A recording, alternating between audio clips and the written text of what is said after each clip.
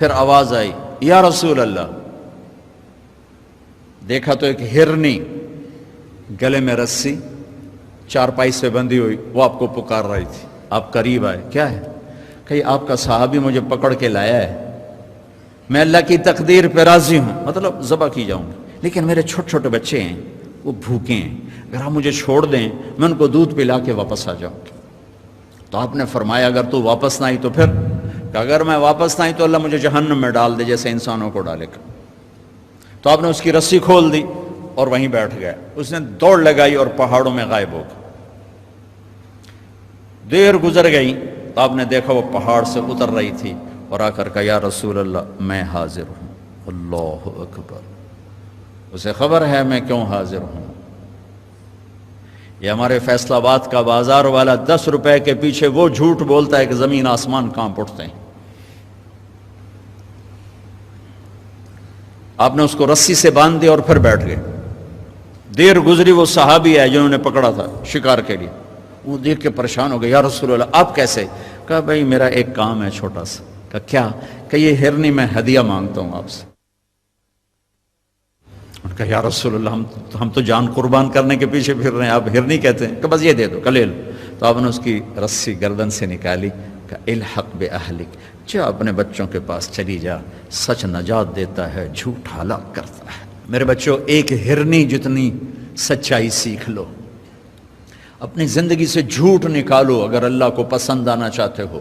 نہ تہجد پڑھو، نہ اشراق پڑھو، نہ اوابین پڑھو. فرض نماز کا تو معافی کوئی نہیں، اس کی تو معافی کوئی نہیں، سچ بولو. فرض روزے کی معافی کوئی نہیں، مت رکھو تم نفلی روزے، مت کرو تم نفلی حج. فرض حج ہے کرو، فرض زکوٰۃ ہے ادا کرو، فرض نماز ہے نہیں چھوڑ سکتے. سچ نہ چھوڑو، سچائی نہ چھوڑو. جو قوم جھوٹ اور بددیانت کا شکار ہوتی ہے انہیں دنیا کی کوئی طاقت عزت نہیں دے سکتی، چاہے وہ تہجد گزار ہوں اور چاہے وہ دہریے ہوں. اور جو قوم سچ اور امانت پہ کھڑی ہو جاتی ہے انہیں کوئی شے ذلیل نہیں کر سکتی، چاہے وہ ایمان والے ہوں اور چاہے وہ 360 پتھروں کے پجاری ہوں. اپنی زندگی سے جھوٹ نکال دو اللہ کے واسطے.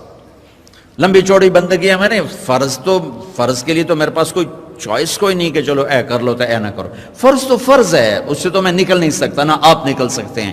لیکن میرے عزیزو سچے بن جاؤ، سچے بن جاؤ، دیانتدار بن جاؤ، دیانتدار بن جاؤ. جو وقت یونیورسٹی کا ہے اس میں اگر آپ اپنے کام پہ جا رہے ہیں تو یہ آپ بددیانتی ہے. یہ خیانت صرف یہ نہیں کہ تم نے پیسے میں خیانت کی، ٹائم کی خیانت ہے. یونیورسٹی کے ٹائم میں پروفیسر صاحب اخبار پڑھ رہا ہے، یہ خیانت ہے اس وقت کے ساتھ جس کی گورنمنٹ اس کو تنخواہ دے رہی.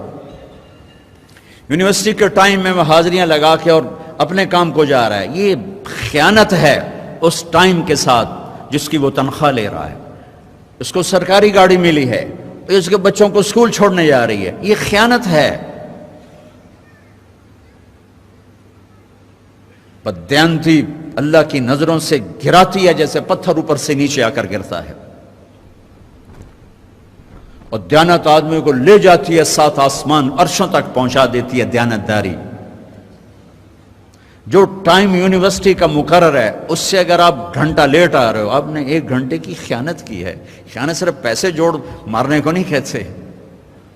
آپ نے بچوں کو پڑھانا ہے، نہیں پڑھایا، تم نے پڑھنا ہے، تم آئے پڑھنے کے لیے، یہاں تم کسی اور کام میں لگے ہو. تم نے ماں باپ سے بھی خیانت کی، اللہ سے بھی خیانت کی، اس یونیورسٹی کے ساتھ خیانت کی.